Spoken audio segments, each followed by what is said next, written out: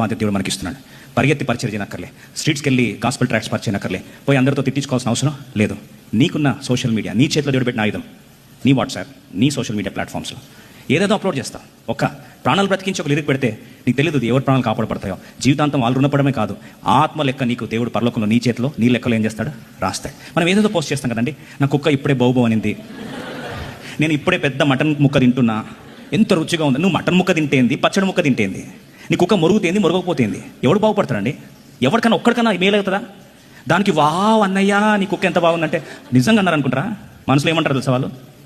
నీ మనసులో ఏమని తిట్టుకుంటారు తెలుసా? వీడు వీని కుక్క ముఖము అని తిట్టుకుంటారు.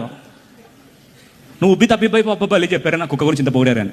నీకు సోషల్ మీడియా ప్లాట్ఫామ్ ఇస్తే దాన్ని దేని కొరకు వాడాలా? ఎందుకు చెప్తాను తెలుసా? ఓ తప్పితా నీ చేతిలో ఏముంది? ఎవరు తప్పిత అంటారా? సూది ఉంది, అవునా కదండి? షంగరు నీ చేతిలో ఏముంది? మునుకోలు కర్ర. దావీదు నీ చేతిలో ఏముంది? వడిసెల. మన చేతిలో ఏముంది? మన చేతిలో ఏముంది? చరిత్రలు మార్చే ఫోన్ ఉంది, నెట్ ఉంది. వేస్తే ఏమవుతుందండి? నెట్ ఉంది, పేతురు పోయి ఏమంటే ఏమొచ్చింది? వలలు పిగిలిపోయేంత వచ్చింది. ఇంటర్నెట్ ఉంది, చెప్పాలి, ఇంటర్నెట్ ఉంది, వలలు పిగిలిపోయేంత ఆత్మలు దేవుడు మనకు దయచేయును గాక.